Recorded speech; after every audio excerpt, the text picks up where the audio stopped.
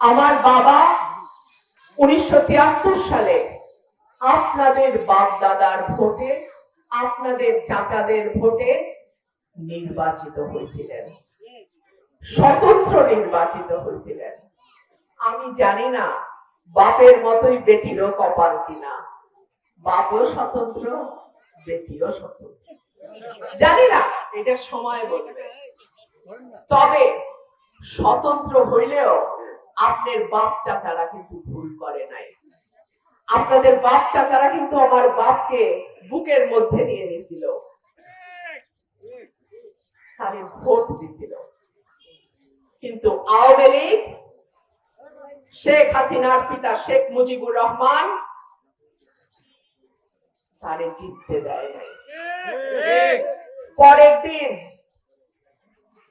যেদিন ভোট সেদিন ঘোষণা হইল অলি আহাদ এমপি ব্রাহ্মণবাড়িয়া, তখন সরাই, নাসিরনগর, সদর, বিজয়নগর মিলাইয়া একটা আসন জিতে গেছে। পরের দিন সরকারি ভাবে ঘোষণা দিল না, তাহেরউদ্দিন ঠাকুর জিতছে। আমার বাবার কবরে যাওয়া পর্যন্ত এই কষ্ট তার বুকের ভিতরে ছিল। 2018 সালে দল বলেছিল তুমি ঢাকা থেকে নির্বাচন করো, আমি বলেছিলাম না। আমার আব্বা এই মাটির মানুষের ভোটে আসছে, আমিও এই মাটির মানুষের ভোট নেব। আল্লাহ যদি আমার তকদিরে রাখে, মানুষ যদি আমাকে ভালোবাসে, এই এলাকা থেকে আমি এমপি নির্বাচিত হব ইনশাআল্লাহ। আপনারা জানেন নির্বাচনের পরিবেশ ঘোলা করবার জন্য নানান রকম ষড়যন্ত্র হচ্ছে। শহীদ ওসমান হাদির জানাজা হয়েছে আজকে ঢাকায়, লোকে লোকারণ্য সেই জানাজা। জানি না শহীদ ওসমান হাদির পরে কার নাম আছে।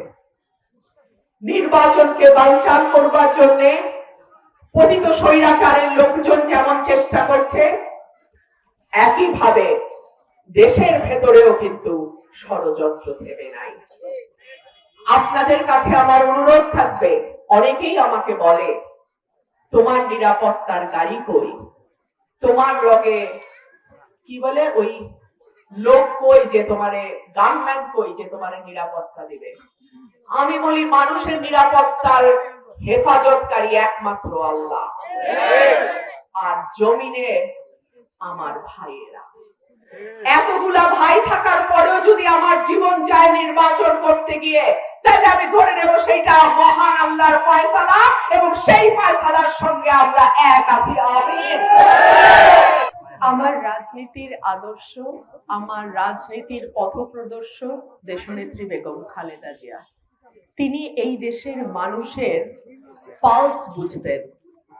তিনি এই দেশের মানুষকে ছেড়ে কোনোদিন কোথাও যান নাই। আমি ছোট মানুষ, আমার দৌড় সরাইল আশুগঞ্জ। এখানকার মানুষ আমাকে যা বলবে আমি তাই করব।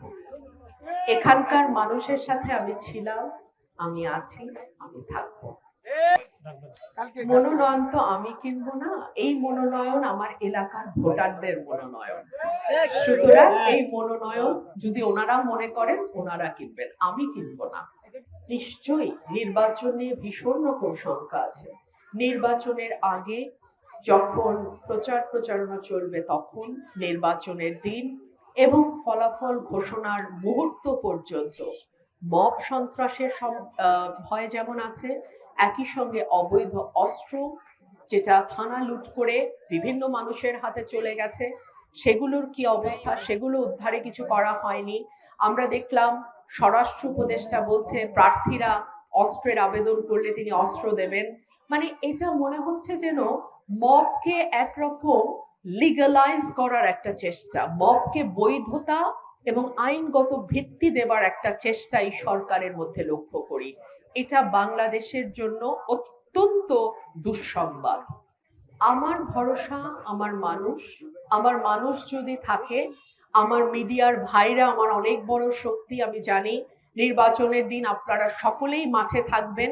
যেখানে এতটুকু অনিয়ম হবে মনে করছেন বা হচ্ছে বলে আপনাদের ধারণা, আমাকে সাথে সাথে জানাবেন, অন্যান্য প্রার্থীদেরকেও আপনারা জানাবেন, এবং আপনাদের হাতে যে মোবাইল টেলিফোনটি আছে কিংবা যেই ক্যামেরাটি আছে তার চেয়ে শক্তিশালী আর কোনো অস্ত্র নাই।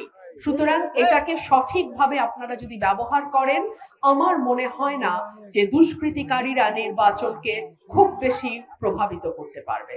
যদি আমার এতগুলো ভাই, আজকে আপনারা দেখেছেন যে পুরো মাঠ ভেঙে পড়েছে মানুষে, তারা যদি কেউ আমার নিরাপত্তা দিতে না পারে, এতজন ভাই আমার নিরাপত্তা আমাকে দিতে না পারে, আমাকে আমার ভাগ্য মেনে নিতে হবে, এবং আমি মনে করি সেটাই আল্লাহ আমার জন্য ফয়সালা রেখেছেন, ওইটাই উত্তম ফয়সালা।